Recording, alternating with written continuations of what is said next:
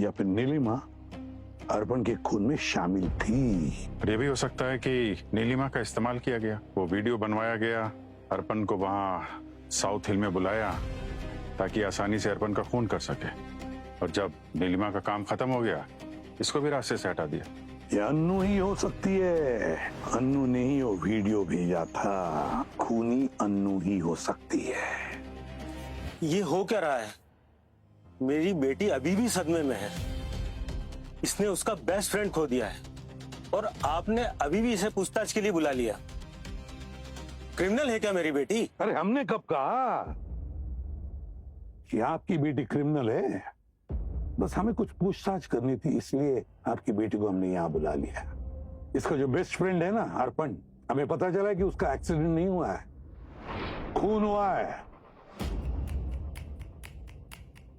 और इसके लिए खूनी ने बहुत लंबी प्लानिंग की है। उसने एक फेक वीडियो बनाया। वो जानता था ये वीडियो देखने के बाद अर्पण साउथ हिल जरूर जाएगा, और वो ये भी जानता था कि पॉडकास्टर और एस्ट्रोलॉजर मोहिला की बात पे वो कितना विश्वास करता है। वीडियो फेक था, पर जाल में फंस गया अर्पण, और वो चला गया साउथ हिल, जबकि उसे जाना चाहिए था नॉर्थ हिल। ये सब ठीक है, पर इससे मेरी बेटी का क्या वास्ता? वास्ता है वास्ता, क्योंकि वो फेक वीडियो आपकी बेटी ने अर्पण को भेजा था। What rubbish! मेरी बेटी ऐसा... पापा एक मिनट, ये सच है कि वो वीडियो मैंने ही भेजा था, पर सर ये भी सच है कि मैंने ये वीडियो किसी के साथ साजिश करके नहीं भेजा। मुझे अगर पता होता ऐसा कुछ होने वाला है तो मैं कभी भेजती ही नहीं। वो वीडियो मेरे फोन की फोटो गैलरी में था, कैसे आया मुझे खुद नहीं पता। अच्छा, सर अर्पण को पसंद था ये सब, बस इसलिए मैंने उसको भेज दिया। मुझे पता है वो कितना बिलीव करता था मोहिला के प्रेडिक्शंस पे। झूठ, कौन विश्वास करेगा तुम्हारी इस कहानी पर? और वो वीडियो वो तुम्हारी फोन की गैलरी में कहां से आया? आसमान से टपका, वो टूटे हुए तारों की तरह? सर मैं सच कह रही हूँ, मुझे नहीं पता वो मेरे फोन में कैसे आया। मैं तो बस स्क्रॉल कर रही थी और वो दिख गया। वो वीडियो कहीं से आया नहीं था, तुम्हारे फोन पे रिकॉर्ड किया गया था 2 हफ्ते पहले। 2 हफ्ते पहले? हाँ, 2 हफ्ते पहले।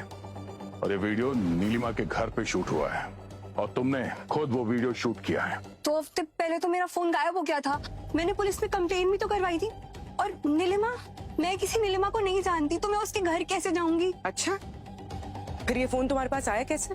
2 दिन बाद घर पे ही मिला, मेड मेरा बेड साफ कर रही थी तो वो नीचे पड़ा मिल गया था। इंटरेस्टिंग। 2 हफ्ते पहले तुम्हारा फोन खो जाता है या फिर कोई चुरा लेता है, फिर वो फोन लेके नीलिमा के घर जाता है, ये वीडियो बनाता है, और फिर चुपचाप ये फोन तुम्हारे घर में 2 दिन पहले छोड़ जाता है। कैसे? सर आप इसका यकीन कीजिए, मेरी बेटी कभी झूठ नहीं बोलती। इसका फोन वाकई खो गया था, मैंने ही इसे कंप्लेंट लिखाने बोला था। अगर ये अनु सच बोल रही है तो फिर कोई तो है जो अनु के घर में आ जा सकता है, यहाँ तक कि अनु के बेडरूम तक जा सकता है, और फिर वही नीलिमा के घर में भी जाता है और वहां वीडियो रिकॉर्डिंग करता है। और वो ये भी जानता था सर कि अगर ये वीडियो अनु के नंबर से जाता है अर्पण को, तो वो यकीन कर लेगा और मौत की तरफ चल पड़ेगा। वही तो, पर है कौन ये? मैं काम के सिलसिले में बाहर गया हुआ था, जैसे मुझे खबर मिली मैं तुरंत वापस लौट आया। आप लोगों को किसी पे शक है? न्यूज मीडिया में थी तो किसी के साथ कोई दुश्मनी, कोई धमकी वगैरह? यूजुअल ट्रोलिंग तो होती रहती थी सोशल मीडिया पर, लेकिन वो तो आम बात हो गई आजकल। लेकिन ऐसा कोई नहीं था जिसको सीरियसली लिया जा सके। अगर ऐसी कोई बात होती तो हम लोग खुद पुलिस स्टेशन चले जाते। ये देखिए, ये मीटियोराइट है, ये हमें अर्पण की बॉडी से मिले, और इसके कण हमें नीलिमा जी के कपड़ों से मिले। बता सकते हैं ये यहाँ कैसे आए?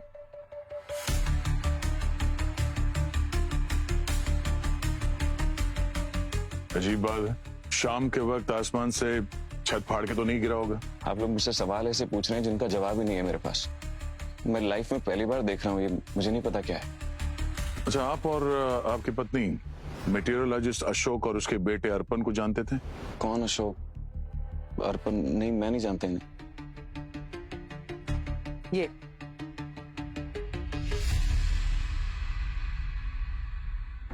हाँ, इसे तो देखा था मैंने। ये अपने कुछ दोस्तों के साथ आया था, करीबन 4 हफ्ते पहले की बात है। कोई कॉलेज की फील्ड ट्रिप थी इनकी। हाँ हाँ वही है। हाँ सर, ये चेहरा जाना पहचाना लगता है। ये हाँ ये सब लोग भी थे उसके साथ। वही है, मुझे अच्छे से याद है चेहरे। ठीक है, थैंक यू।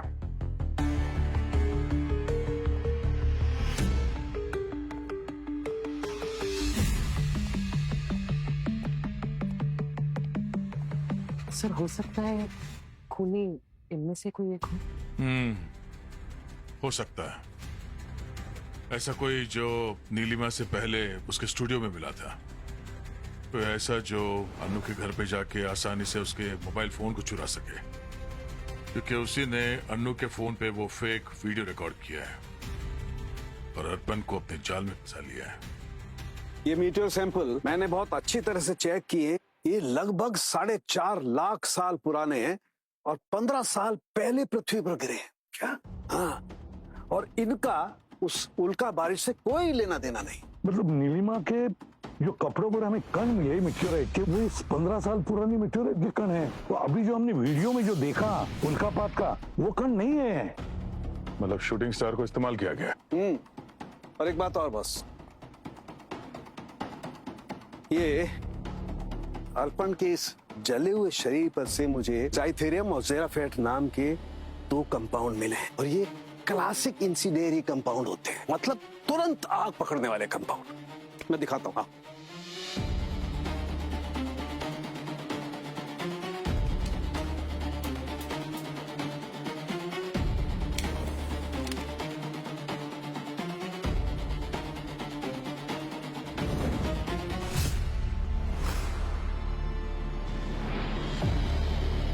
बेटा हाँ यार, तो ये जाइथेरियम और जेराफेट ये खूनी ने इस्तेमाल कैसे किया होगा? मुझे लगता है किसी पेड़ पर से या किसी और भी ऊंची जगह से इस पर वार किया गया है। किसी कैनिस्टर का इस्तेमाल किया होगा ये केमिकल फेंकने के लिए, और ये केमिकल हवा के संपर्क में आते ही आग पकड़ लेते हैं। किसी ने कैनिस्टर के जरिए ये दोनों केमिकल इस पर फेंके, हवा के संपर्क में आए, इसके शरीर में आग लगी और ये बेचारा मर गया वहीं की वहीं।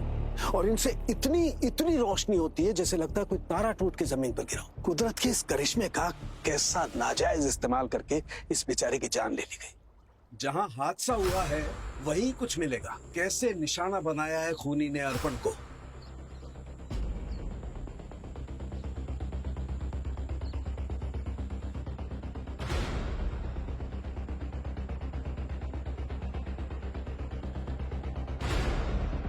ये देखो, ये पेड़ यहां से शूट किया होगा वो शूटिंग स्टार। ये देखो ना, इस पेड़ की छाल एकदम जल गई है, और ये हुक देखो, इतनी हीट जनरेट हुई होगी कि हुक भी जल गए।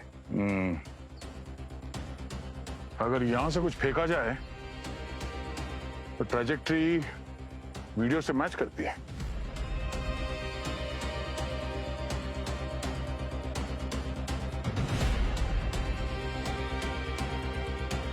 मतलब वो वीडियो असली था, शूटिंग स्टार नकली, और ये सब अर्पण के दोस्तों में से किसी ने किया है। हाँ, सिर्फ दोस्तों को ही मालूम था अर्पण कब और कहाँ अकेला होगा, पर खूनी यहाँ पे उसका इंतजार कर रहा था।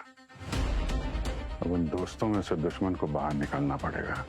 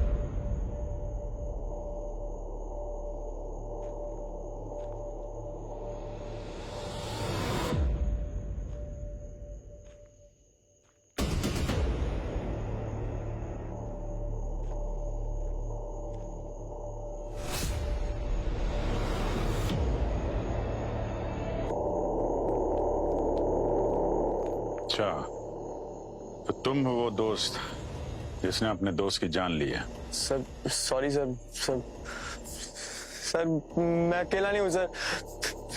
मेरे साथ कौन है वो? सर मेरे साथ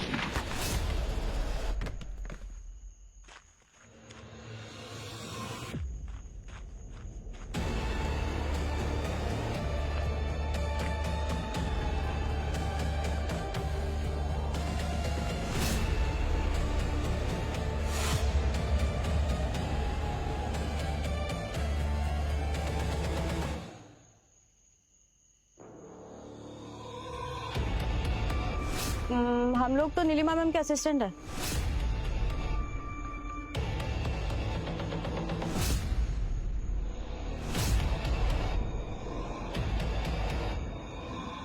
हाँ, मार दिया मैंने अर्पण को, बदला लिया मैंने, बदला। किस बात का बदला? बच्ची थी मैं तब मेरे पापा हमें छोड़कर चले गए। खुदकुशी की थी उन्होंने, उसकी वजह कोई और नहीं बल्कि अर्पण का पाप था। उन्होंने मेरे पापा पर झूठा इल्जाम लगाया, हम सबको बर्बाद कर दिया। बस उसी इल्जाम को लेकर मेरे पापा हर दिन घुट घुट कर जीते थे। और एक दिन मेरे संचिता, तुम्हारी पिताजी की मौत अर्पण के पिताजी की वजह से हुई, तो तुमने अर्पण को मार डाला। ये कैसा इंसाफ है? जब मैंने अर्पण को नीलिमा के स्टूडियो में देखा तब मुझे पुरानी सारी बातें याद आ गई और मुझे समझ में आ गया कि वो किसका बेटा था। क्योंकि वो अपने आप को जब इंट्रोड्यूस करता है तो कहना नहीं भूलता कि वो किसका बेटा था। बाप जितना घमंडी, बेटा भी उतना ही घमंडी। बस उसी वक्त मैंने तय कर लिया कि मौका मेरे बहुत करीब है, इसे मैं हाथ से तो नहीं जाने दूंगी। मीटियोरोलॉजिस्ट का बेटा था ना, उसकी मौत के लिए मीटियोर शावर से बेहतर और क्या इंतजाम हो सकता है। उस घमंडी बाप के बेटे को मारने के लिए बस एक शूटिंग स्टार ही काफी था। मुझे इंसाफ चाहिए था, जो मुझे मिल गया। और नितिन, वो तुम्हारे प्लान में कैसे शामिल हुआ? वो इसलिए हुआ था क्योंकि मैंने उसे कहा था कि मैं उससे बहुत प्यार करती हूँ। थोड़ा सा ड्रामा किया और अपनी जाल में फंसाया। और नीलिमा? नीलिमा को मैं मारना नहीं चाहती थी, पर जब आप लोगों ने मोइला के घर से कॉल किया तब नीलिमा को सब समझ में आ गया था कि क्या हुआ था और वो बहुत गुस्से में थी। उसे याद आ गया था कि मैंने उससे एक वीडियो रिकॉर्ड करवाया था। कम ऑन संचिता, जब हम वो स्टोरी नहीं कर रहे तो वीडियो क्यों बनाना है? मैं एक टेस्ट वीडियो बनाना चाहती हूँ। एक्चुअली मैंने वीडियो मेकिंग का न्यू स्टाइल सीखा है, बस एक ट्रायल के लिए। ओके, क्या कहना है मुझे? अब मैम, उल्का की बौछार के बारे में वो सब आपको मोहिला ने बताया था ना? हाँ बताया तो था, पर मुझे ठीक से याद नहीं। नोट्स है तुम्हारे पास? Yes ma'am, I have.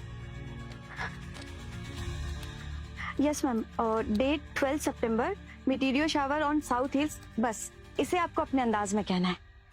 Okay. जब मैं ऑफिस में थी तब मुझे उसका कॉल आया। मैं समझ गई कि क्या होने वाला है। मैं सीधा उसके घर पे गई और अपने इन्हीं हाथों से उसे मार दिया। चीखने की आवाज तो हमने तब सुनी थी जब हम लोग वहां पे आए थे, और उस वक्त तुम अपने असिस्टेंट के साथ थी बाहर। वो प्री रिकॉर्डेड था, रिमोट मेरे पास था, और जब आप लोगों का ध्यान नहीं था तब मैंने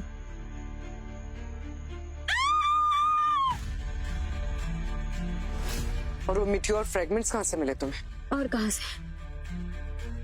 उस बुड्ढे के घर से। और सच बात तो ये है कि नितिन ही चुरा कर लेकर आया था, फेमस मीटियोरोलॉजिस्ट के घर से। उसके बाप के पास कमी थोड़ी ना होगी सैंपल्स की। और नितिन अन्नू का फोन लेकर आया होगा और तुमने उस पर रिकॉर्डिंग की, है ना? बिल्कुल सही कहा सर आपने। वो बंदा तो बहुत काम का था। और संचिता, अब तुम्हारी जिंदगी किस काम की रही? 3 खून किए तुमने। अब बची हुई जिंदगी जेल की सलाखों के पीछे गुजारना, फांसी का ऑर्डर आने तक।